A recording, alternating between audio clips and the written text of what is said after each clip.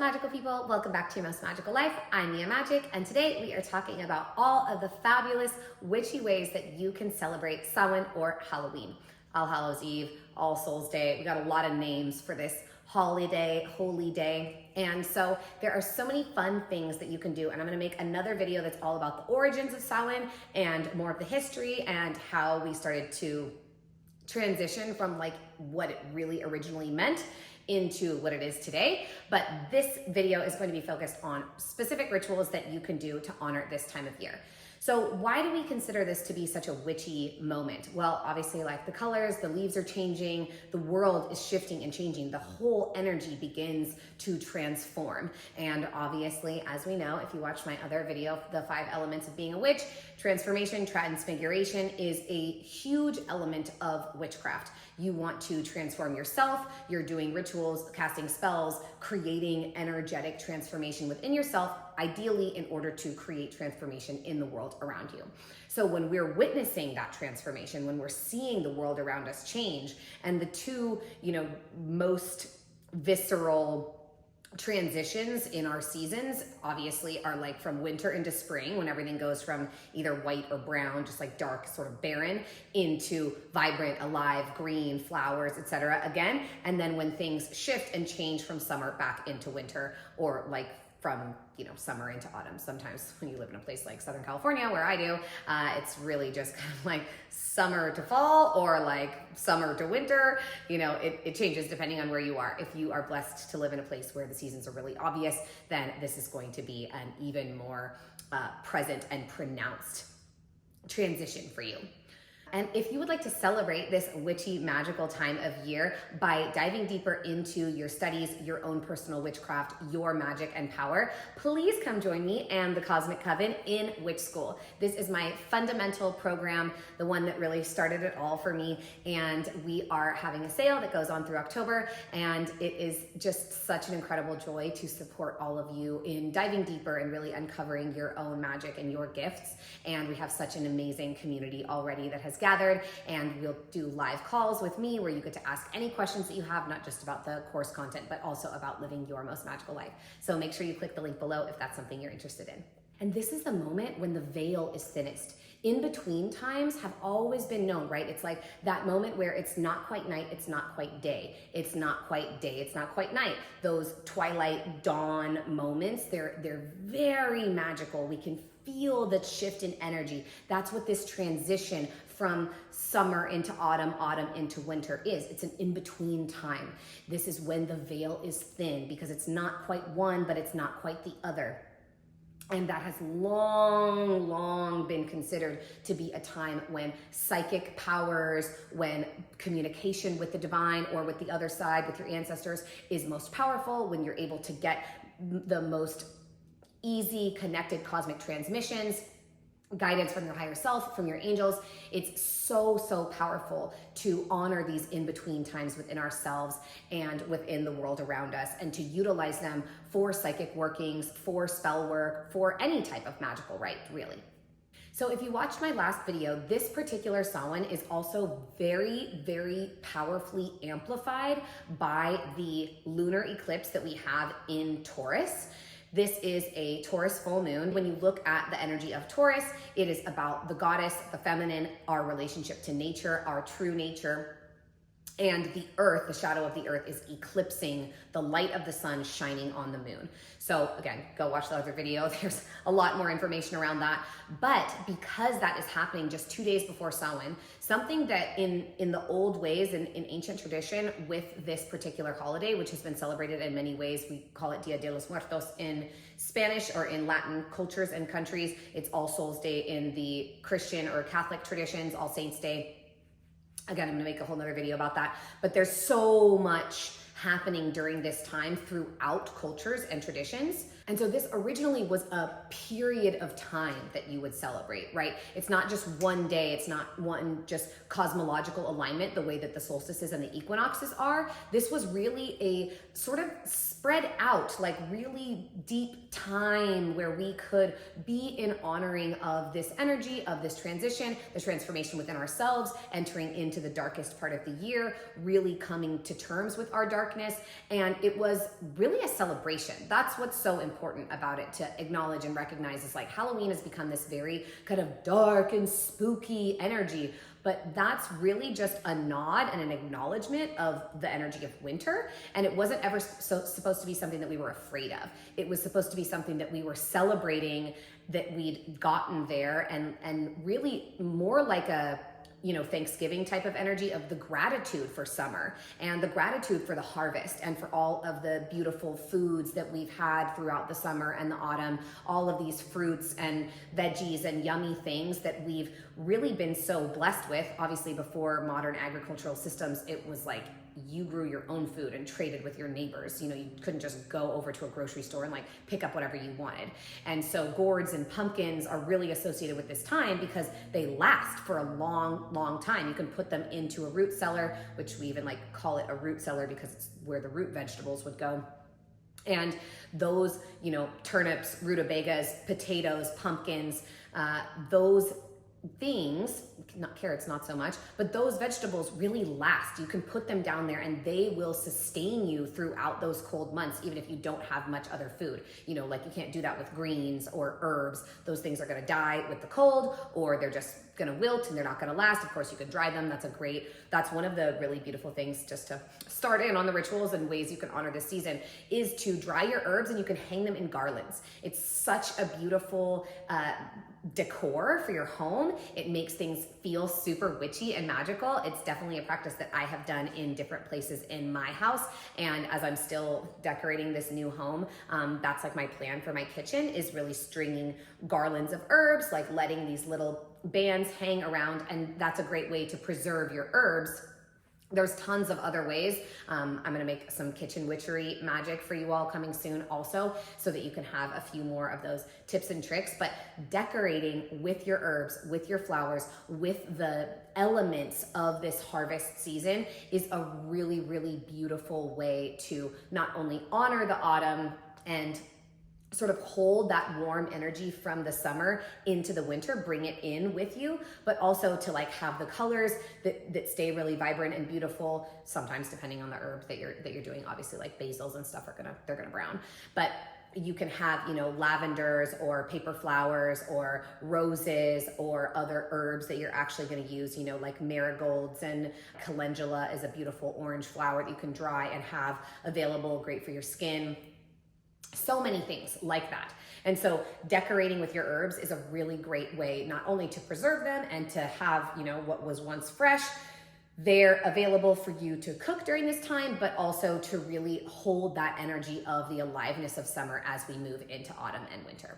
And so because this full moon is about the transformation of our true nature and our abundance, it's in the sun sign of Scorpio, and then the moon is in Taurus, which is again like the earthiest sign and our most definitely the sign of abundance. If you're working with any issues around money and scarcity, this is a great moon to be working with completing those patterns. And this is why this particular season is all about the true nature of abundance, the abundance of the earth. We're going into theoretically the most scarce time. And so when we hold that vibration of abundance, appreciate that abundance, are grateful for and in celebration of that abundance, we are really allowing the energy of trust and faith, which is a major part of the frequency of abundance, to carry us through this dark time, to carry us into these days that are colder and nights that are longer, and to really anchor in that energy of abundance, of fruitfulness, of fecundity and fertility and nourishment, right? Nurturance of our souls and ourselves, our spirits. And so this is a really powerful time to just do some kitchen witchery. Have some feasting with your friends. We had a beautiful gathering this weekend and just like laid out this gorgeous autumn harvest foraged food feast experience, this beautiful spread that was really, really so special and so sweet. People were so touched by it, just to feel that energy of abundance. And of course, that is something that I am always really stretching into new layers of. I mentioned in my other video that one of my big patterns that I'm releasing with this moon is in trying to save money. Like I'm at the place where I don't need to save money anymore, but I still notice myself operating from old habituated patterns. And so especially now when like people are coming over and we're hosting, I'm just like in full abundance, like I got this, I'll take care of this, create this beautiful spread and this beautiful feast for everyone to come over. And every time we've hosted, everyone's like, oh my God, like this spread is so amazing. This is so gorgeous. Wow. Thank you guys so much. And they can feel that energy from me. They can feel that energy from just stepping into our home and knowing that this is like a place where you enter into to be nourished and to feel nourished. That is a major ritualistic or ceremonial way that you can honor this time.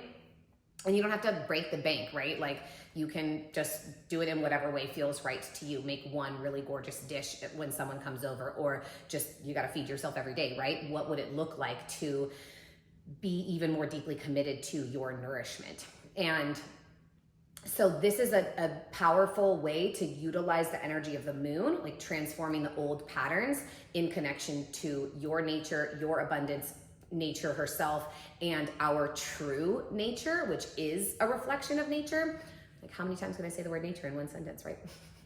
But that's what this moon invites us to do as we enter into this really what feels like a Samhain sort of portal, this Halloween portal, this week or so. I believe that the midpoint actually between the autumn equinox and the winter solstice is like around November 6th. So some people celebrate then, some people really celebrate sort of like, you know, Samhain Eve, like the 30th through to the 1st. It's really up to you. And for me, it's been feeling like just this whole sort of time, this whole energy. I'm actually leaving for safari in Tanzania on Sunday, which is the 29th. And so I won't be here for All Hallows. And so for me, it's like, I want to generate this energy prior to even leaving and taking off, because I want to feel it anchored within myself and know that I can really let go of those old habits and patterns through that full moon energy on the 28th and feel it embodied and integrated on that All Hallows Samhain moment, because I'm going to be in a place where it's not really celebrated, and I don't necessarily want to like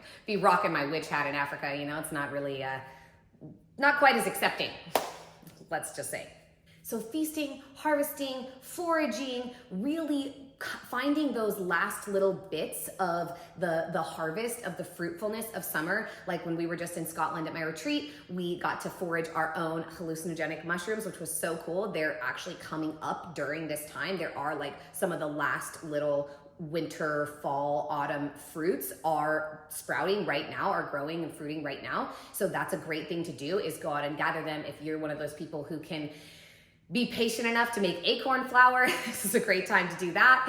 You know, I tried that a couple of years ago. I like started all the content and all the videos about it, and man, it took me hours just to crack like a handful of acorns, and I gave up, quite frankly. I'm being honest with you guys.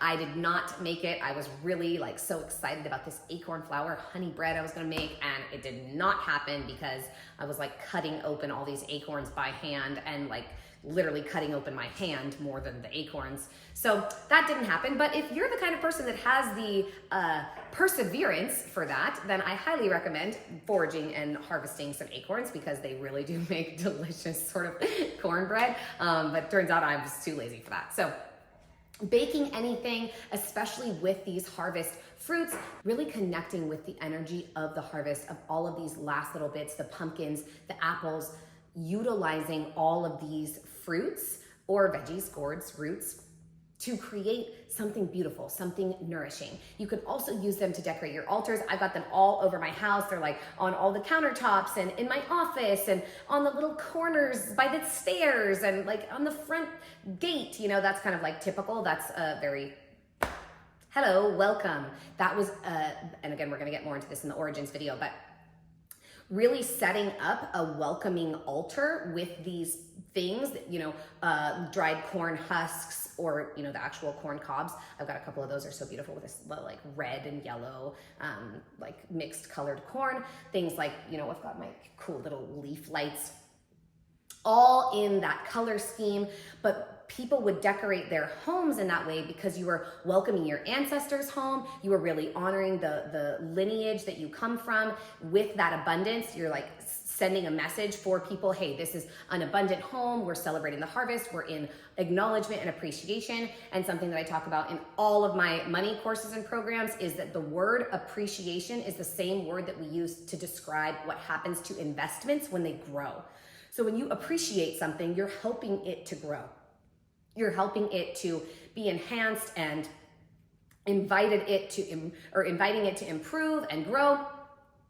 So you really want to set that whole energy of appreciation throughout this time. And because of this energy of winter and death and merging into or like falling into the darkest time of the year, it's really a beautiful time to look at not just death in terms of like, oh, scary, morbid, but honoring that which has passed. And that can be versions of yourself, that can be your ancestors, where you come from, like your homelands, your blood genetic lineage, not just the people and the ancestors themselves, but like the cultures and the traditions.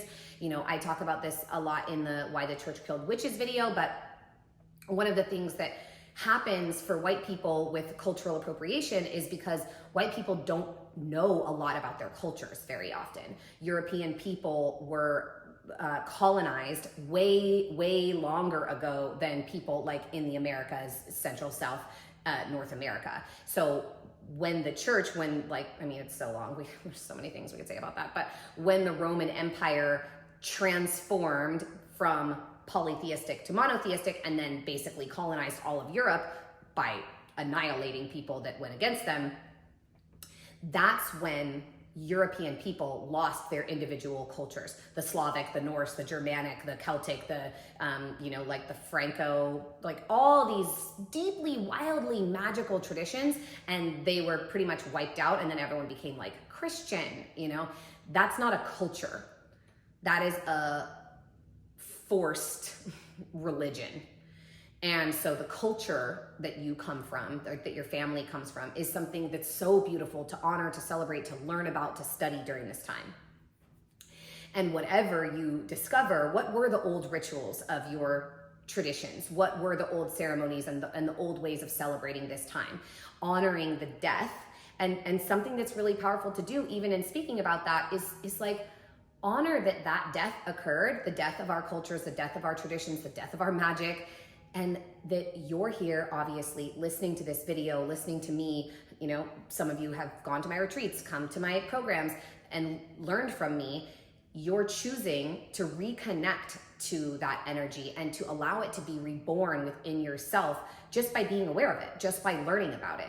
And so that, to me, is a ritual in and of itself, is we are here to reclaim that new life, the old life, to let it be reborn, to let the ancient way return to the modern day. And it does take all of us doing it. It takes us committing to it and devoting ourselves to it. And that's one of the most important rituals that you can do during this time and in life in general, is to live your most magical life, is to find your power, do your healing, do your shadow work. Winter is such a great time for shadow work. What is shadow work? We're gonna make another whole video about that, but it's really about dealing with your shadows, about the parts of dealing with the parts of yourself that hinder you from believing in yourself, from believing in magic, from knowing your personal power, from accessing and utilizing and wielding it. Really diving deep into, again, like I was talking about with money, for me, the habituated patterns and actions that you take that are not actually serving your highest good or are in your deepest alignment. So that is such an important thing to be doing during this time, and winter is so supportive of it because that's what the rest of the world is doing. That's what the natural world is doing, right? She's resting, she's germinating, she's gestating. She's really, like, the trees are sort of assessing. That's what's so interesting about trees, is like they take so much information from how the spring and the summer and how the weather has gone, and like, okay, what's happening? Am I getting enough cloud cover? How is the tree next to me doing, right? And really learning, taking all this information in, and then in winter, that's when they're integrating it and operating based on the information that they've gathered. Okay, do I want to output more acorns next year? Do I want to, start a little bit later? Am I going to give myself until, April instead of trying to sprout in March or like leaf in March? So winter is about us doing that same thing, taking inventory. How did my year go? How did I operate that was good? What did I do that was bad? Not bad, but like that wasn't as supportive for me as the kinds of things that I would like to be doing. And so that's a big piece for me right now, and especially why I've been making all this content for y'all, is that I've been so busy. And there's certainly a lot of that busyness that is like distraction or trying to deal with the overwhelm at how much work that I have been asked to do by the goddess this year, where I'll just like zone out on my phone, and like scroll and feel as if I'm resting, but I'm not. That's not rest. That's distraction or procrastination or just an unhealthy way of dealing with overwhelm. And so that's why I've been really wanting to get back onto YouTube, because I love making these videos. I love being able to just talk. Y'all see me, like, it's very simple and easy for me to just share the knowledge and information, wisdom that I have. That's what this period of time is about. I've watched how my year has gone and how I've been feeling about putting so much output in so many places where it feels difficult and feels challenging and then like actually drains me and I don't want to do anything. This fills me up. This makes me feel good. This I feel excited about. And so that's why I really wanted to do this during this time before we head into winter, and it's more deep internal work and really, again, seeing how all of these habits and behaviors, how everything has gone throughout the year, and what I want to do with that information, especially for next year when it comes around. I've got like 2 months. Some of you know this, but I have 2 months to write my second book. I had a whole year to write the first one, and then I had like 4 months to write the Oracle deck, and now, because all of those things have been sort of pushed back, the publishing schedule is just absolutely insane with these 4 projects that I got with Hay House. And so now I literally have from today, my Oracle deck went in on September 30th, and I have basically starting from September 30th until the middle of January to get my second book written. That's a lot. That's a lot of work, like so much. And it's so funny because I'll just tell you guys this because we don't have a single moment of footage from this, but I had the editor that I hired to help me with my book. I actually invited her to come with me to my retreat in Scotland so that she could really learn about my magic and really see it all firsthand. And she came, and so then there was like a couple of nights that I had off from the retreat, and I would literally just be in the bathtub, and she had the computer and she would ask me questions, and she's like literally just writing down and taking orders and like transcriptions of everything that I'm saying and creating the whole outline for the book for me to just go in, fill in, and then she's just gonna organize everything that I say, which is so different from the way that I wrote my first book. Completely alone, isolated, living out in Colorado, cold, full winter vibes. And it just felt like such a perfect representation of this time of year, and having learned so much from the way that this year went, from the way that my output was, like I put out more than I ever have this year. It's just been super overwhelming. And so now it's like, oh wow, I learned that didn't work for me. That wasn't good for me. What do I need? I need more support. I need it to feel easier. I need it to feel really abundant. And so this is a perfect representation of what I've just shared around like taking inventory of your year, making changes, making shifts, implementing what you know that you need to do in order to be able to be reborn or to operate in a way that feels better for you. Like for me, the way that I feel about this second book already, and the trust and faith that I have in being able to create a really powerful, impactful manuscript in 2.5 months, is so different from like doing it alone, being out in Colorado, totally isolated, going so deep within myself, and it being very, very winter energy. It was snowing everywhere. I've never like lived in a place that's snowing except for New York City, but like, the snow melts and gets dirty within a few seconds. Very different than being in this mountain energy where I was really rising into this authorship, becoming that version of myself of like, I'm an author now. But it was so isolated the way that I did it. And now to feel so supported and so held, and to be doing it in a way that just feels so magical and so nourishing, is just a totally different energy. And really exactly what I needed. But my first book, Intuition, is amazing and is out on January 30th. So if you would like to pre-order it, please do so at the link below. It really means a lot for first-time authors to get a lot of pre-orders. So it will be out January 30th, coming soon. But ordering it today is very helpful for me. So I really appreciate that. So that's what you want to look at for your life. With this portal of the lunar eclipse, this energy of transformation of Taurus, it is our earthly reality. So it's about our career, our finances, our bodies, our health, and every single one of those things that I just mentioned about my book, all of that is served and supported in this new way for me. It's healthier for me. It's better for my body. It's better for my stress and anxiety levels. It's better for my connection, my relationships. It's better for my career because it doesn't take as much away or like as much time away from running my actual business as the first book did. It was like I had to give everything to the book for like these couple of months that I was editing it because I was doing it by myself. And so now I'm not alone. I have this new relationship that is creating a deeper synergy and is transforming my relationship to the book or to my writing in general. Really harvesting what I've learned. So I invite you to think about what that is for you and create a Samhain ritual, create a full moon ritual that really holds that energy for you. What is it going to take for you to be in greater appreciation for your life? How could you act upon that? What do you need to do to really bring forth that energy of gratitude? How would you feel more grateful for yourself if you showed up differently? And then you can, again, like honor your ancestors, honor your lineage, honor your traditions, and again, look at all of these pieces and how they're interwoven with one another. What is something, I really wanted to, for my grandmother, I asked her, like, what are your two biggest regrets before she passed? She died at 100. And she was like, that I never went to Machu Picchu and I never really fell in love. Back then she married my grandfather because he had a nice car. And that was just kind of like what you did in the 20s when she got married. So I really feel like my life is so in honor of her. I went and hiked Machu Picchu. She actually paid for I think she gave me $1,000 back so many years ago when I did it.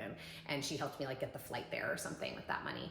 And so I did that in honor of her. And I am living this beautiful life with a man who I could never have actually dreamed of being treated so faithfully and so loyally and so sweetly before. And so I invite you to look at what would be something, whether your grandparents or your ancestors are living or not. I know some people are blessed to have great grandparents who are alive. That's incredible.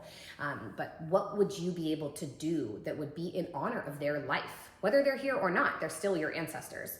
And so that's a really powerful way to gather all of the energy from this time and utilize this portal of the full moon and honor Samhain and honor yourself, nourish your lineage, nourish the earth that is your body and is your material reality and your life. All of these rituals and really just the way that you live your life can be your ritual. It can be your ceremony during this time, and you can really extend it and let it be these couple of weeks leading up to Samhain and following Samhain. Again, the actual midpoint, which Samhain was originally the celebration of, between the autumn equinox and the summer solstice, winter solstice, is around November 6th. So you have these full 2 weeks from the release of this video to when the actual holy day or the alignment occurs astrologically or astronomically. And so this is such a potent time. It's such a powerful time.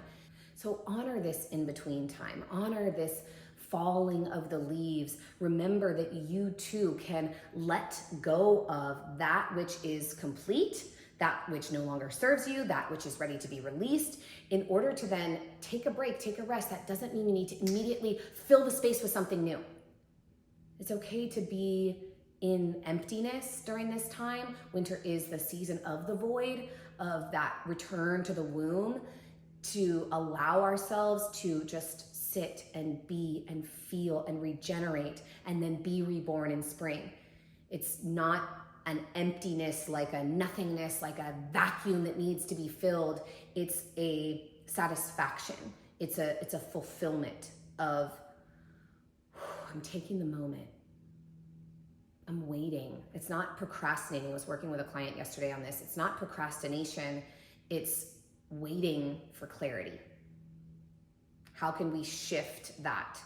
There is definitely an energy of procrastination, of like avoidance and resistance, but there's also an opportunity for us to utilize that energy of procrastination, and instead of, distracting and scrolling and doing all the bullshit, to sit and listen. Let me be an empty vessel. What is meant to pour into me that then I am going to overflow or going to share in the coming months or in the times when I'm ready to reemerge and be out again? So do your spell work with your ancestors, communicate with them, build an altar to them, add just photos of them onto your altar, add some pumpkins around your home, bake with them, make pumpkin loaves and pumpkin pies. The red curry kabocha squash is actually what they use for pumpkin pie filling. I personally think, like the absolute best tasting, most delicious, delightful squash. You can just cut it up and put coconut oil and salt on it. It's so delightful. And then you can also blend that same squash that you ate for dinner the night before or whatever into a puree that becomes your pumpkin pie or your pumpkin bread or your pumpkin muffins or literally anything, whatever your pumpkin spice heart's desire is.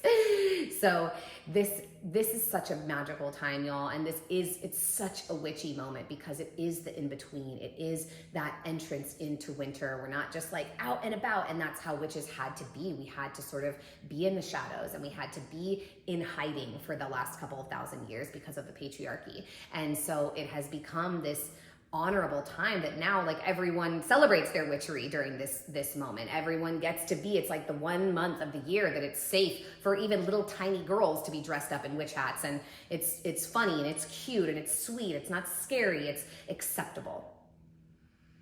Obviously, being a witch is a year-round thing for me, and I assume for all of you who are watching, but that's an important acknowledgement. This is the month where it's safe to be who we really are. And I'm going to talk a lot more about the origins and the slutty Halloween costumes and all of that in my next video. So make sure you look out for that. And I'm really just, again, always so grateful to y'all for being here. It feels so good to be back on YouTube. I'm going to just be cranking out content as much as I can over this next little bit of time because it just feels so good. And I am having some challenges on the other platforms. So it feels so nice to have a platform that really makes me feel good and makes me feel welcome and that I appreciate so much. So thank you all so much for being here, for watching this video. Make sure you like, comment, and subscribe to my channel. It's super helpful. YouTube is a challenging growth platform, but I've got absolutely incredible content coming on the way over these next couple of weeks and months.